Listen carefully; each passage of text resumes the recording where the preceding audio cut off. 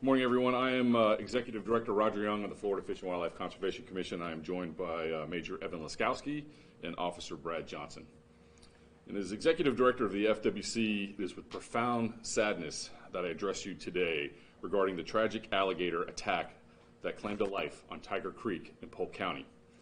First and foremost, I want to extend our deepest condolences to the family, loved ones, and the friends and the community of the family, and our heartfelt prayers go out to them.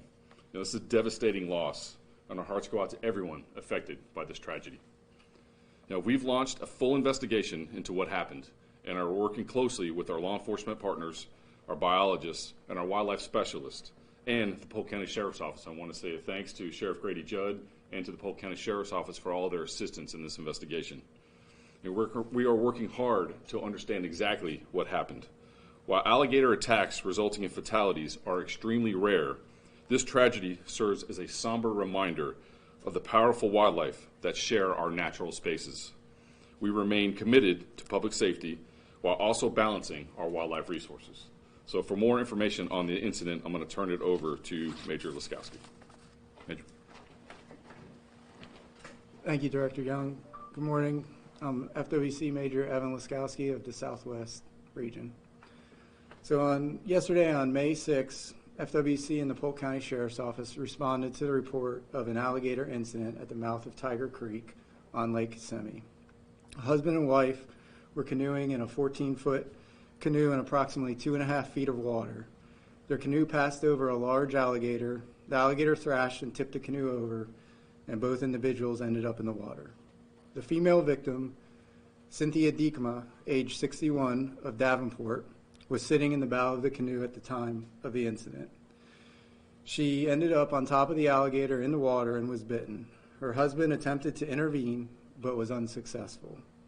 She was later spotted by a Polk County Sheriff's Office helicopter and recovered by FWC officers on a vessel.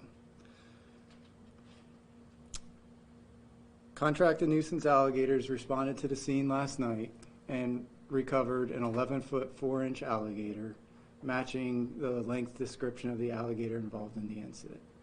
We still have trappers on scene today, and they just recovered a second alligator, approximately 10 to 11 foot in length.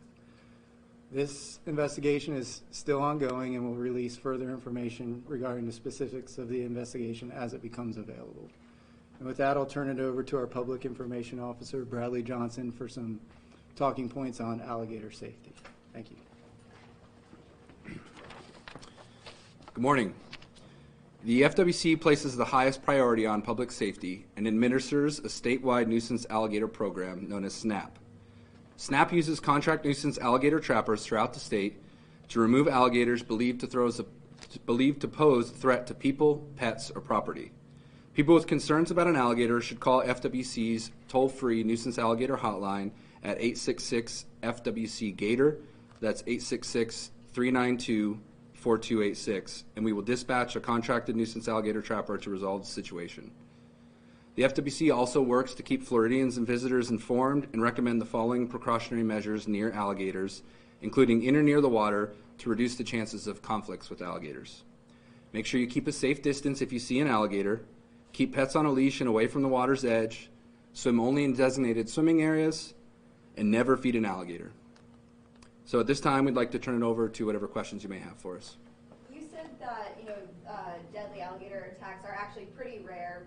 Was this just a situation that was particularly rare? I mean, they're in like a relatively shallow amount of water. The alligators are in there. Obviously, they live there. I mean, just how unusual and unfortunate is this situation? Yeah, like we said, it is rare to have alligator attacks of this nature. This was not believed to be a predatory incident, but just simply an incident of a defensive incident where they came upon the alligator beneath the water's edge, and when the canoe struck it, it caused a reaction. Now, this is the second attack out there since March. How safe is the lake out there? We place public safety at our highest priority. That's why we have officers and trappers still on scene today. We have all our assets and resources there at this time, trying to do everything we can to make sure we're keeping the public safe, and if there are any concerns, that we're addressing that. Do the gator attack if they're not provoked? No, it is uncommon for an alligator to attack if not provoked. That would be rare.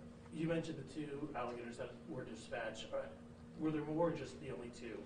So we have observed other alligators in the area, none that have been in a size range or in a range that has been a point of concern. But again, we have alligator trappers and officers on scene at this time, continuing to monitor and making sure we do everything we can to keep the public safe.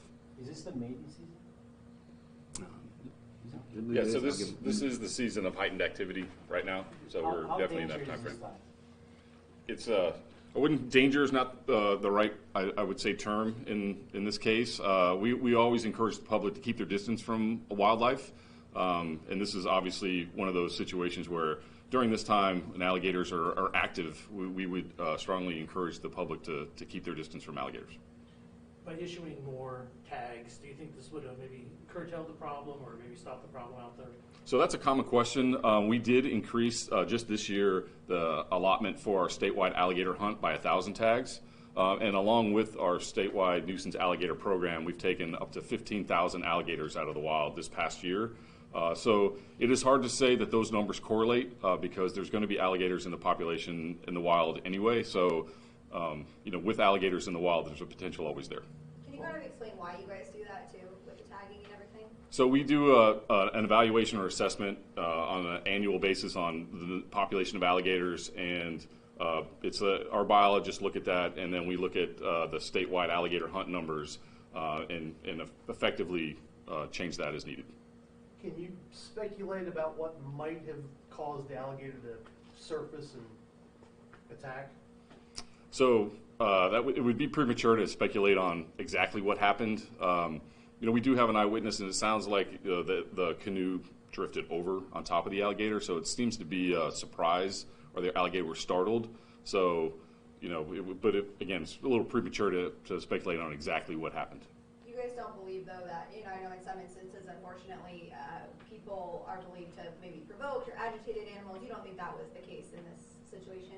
Not in this case, no. But obviously, yes, if there's situations where alligators are fed or become accustomed to humans, that's why we have our statewide nuisance alligator program to remove nuisance alligators. So that's why we strongly encourage the public to not feed alligators, keep their distance, and just observe from a distance, safe distance. Are you looking to remove these gators? So we're still in the active investigation portion of this, and a part of that is to remove alligators from the immediate area so we can be certain that we have the alligator that was involved in the incident. So without being too gruesome or graphic, was the woman just bitten? Was there dismemberment? And then how do you know, we know this alligator was the one that attacked or bit her? No, those are great questions. Obviously, out of respect for the family at this time, we'll go into details on that, but just know that there will be evidence that's present that will be able to connect the alligator with the injuries. Given that this is, of course, their habitat and everything, that's just a fact of living in Florida, these bodies of water. But also, given the fact that there have been 2 recent attacks in this area, would you suggest maybe people just try to stay away from this area, or just certain bodies of water? Or I guess, what's your message when people are trying to just do fun activities? Yeah. So listen, Florida is a beautiful state. We encourage people to get out and enjoy our wildlife and enjoy our wilderness areas. But we always do that with a layer of be cautious of your surroundings, be aware of where you are, be aware of the wildlife that's in the area, look for signs, and keep your distance from them. We always say too, it's great to enjoy wildlife, but enjoy them from a distance. Enjoy them, keep a safe distance from them, and obviously don't provoke them, don't engage with them, let them be, and it's a safe area. Talking about wildlife, has there been any update on the bear attack? So not as of yesterday. Obviously, we are still in the process of keeping that area safe. We're doing DNA testing on the bears that were captured and killed yesterday. Those are being processed still today. So we're working on, and we'll make sure we get any information and updates on that as soon as we get them.